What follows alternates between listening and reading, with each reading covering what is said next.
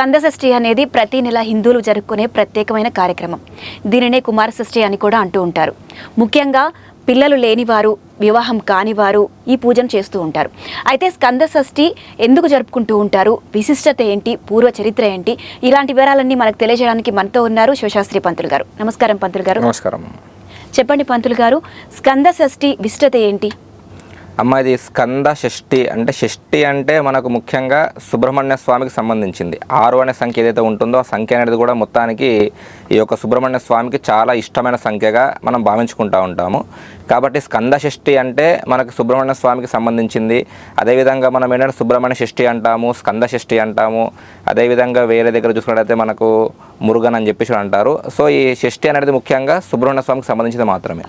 ఈ సుబ్రహ్మణ్య షష్ఠికి పూర్వ చరిత్ర ఏమైనా ఉందంటారా? అమ్మ, పూర్వకాలము శూరపద్మ అనే ఒక రాక్షసుడు ఉండేటివాడు.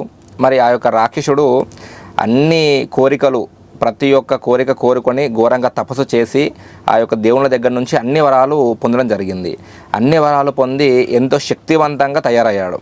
అతను ఏంటంటే దేవతలతోనే యుద్ధానికి వెళ్ళి ఆ యొక్క దేవతలను కూడా ఓడించి ఆ యొక్క స్వర్గాన్ని కూడా ఆక్రమించేంత వరకు వెళ్ళిపోయాడు. అయితే అందరు దేవతలు కూడా ఆ యొక్క బ్రహ్మ, విష్ణు, మహేశ్వరుల దగ్గరికి వెళ్ళి మరి జరిగేది ఈ విధంగా ఉంది ప్రభు, మరి ఇందు నుంచి మమ్మల్ని బయటపడేసే మార్గం ఏదైనా ఉందా అని చెప్పేసి వేడుకున్నప్పుడు ఆ యొక్క శివపార్వతులు ఏం చేస్తారంటే, కుమారస్వామికి మరి నువ్వు వెళ్ళి ఆ యొక్క రాక్షసునితోని యుద్ధము చేసి ఓడించి మరి దేవతలకు మేలు చెయ్యు అని చెప్పేసి పంపిస్తారు. మరి ఆ యొక్క సుబ్రహ్మణ్య స్వామి ఆ యొక్క సేనతోని, దేవసేనతోని కలిసి వెళ్ళి మరి అక్కడ యుద్ధము చేసి, ఆ యొక్క యుద్ధం అనేది సుమారుగా 6 రోజులు నడుస్తుంది యుద్ధం అనేది. ఆ 6 అంటే మనకు షష్ఠి అంటాం.